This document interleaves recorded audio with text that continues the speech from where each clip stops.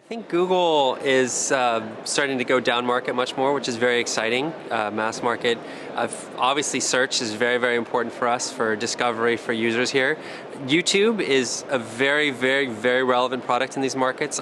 It's very engaging for users. It's a natural experience for people in the African markets to have conversation around video, to understand everything from educational content to entertainment content, music content. And as I was sharing earlier today in the keynote presentation, you even see things like the Kenyan who won the javelin throw by learning how to throw the javelin on YouTube.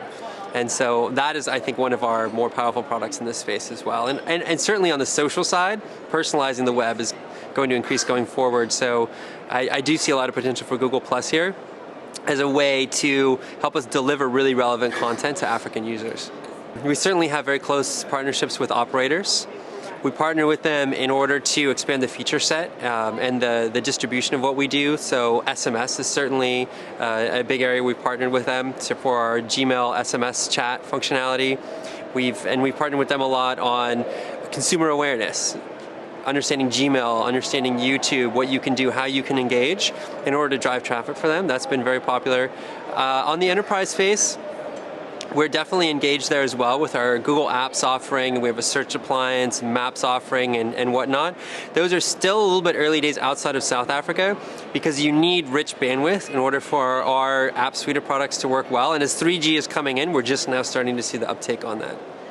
At first, I think there was a little more skepticism around how we're operating in our part of the value chain on their network.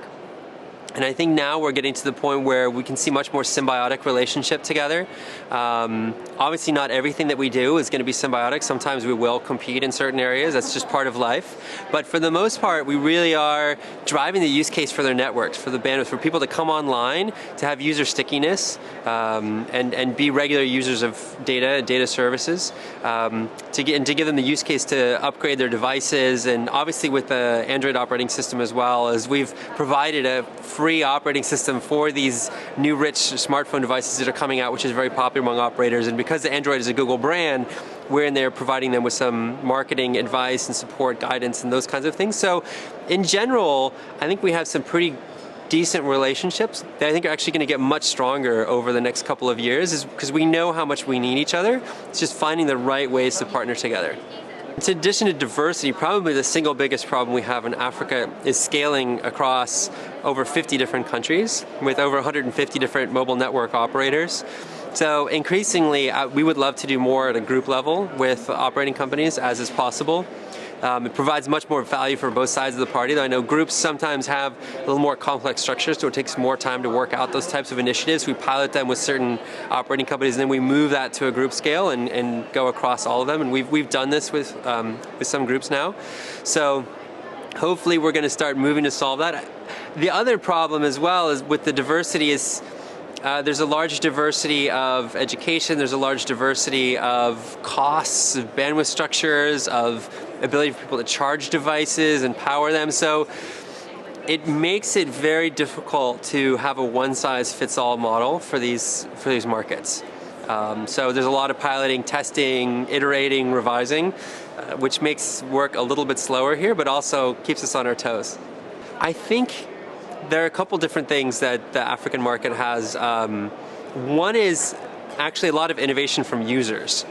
And so I've spoken a lot with different mobile or OEMs, manufacturers like Nokia and others in these markets, Huawei and Samsung, and they're often very frequently surprised by what people do with their devices. So the idea of the please call me, where people were flashing each other, and they would flash the person who had the money on their phone so they could give them a call back. And then that actually turned into a consumer offering in the please call me. So it's actually understanding the market here is where a lot of the innovation, I think, will come from. Sharing phones, sharing those kinds of assets.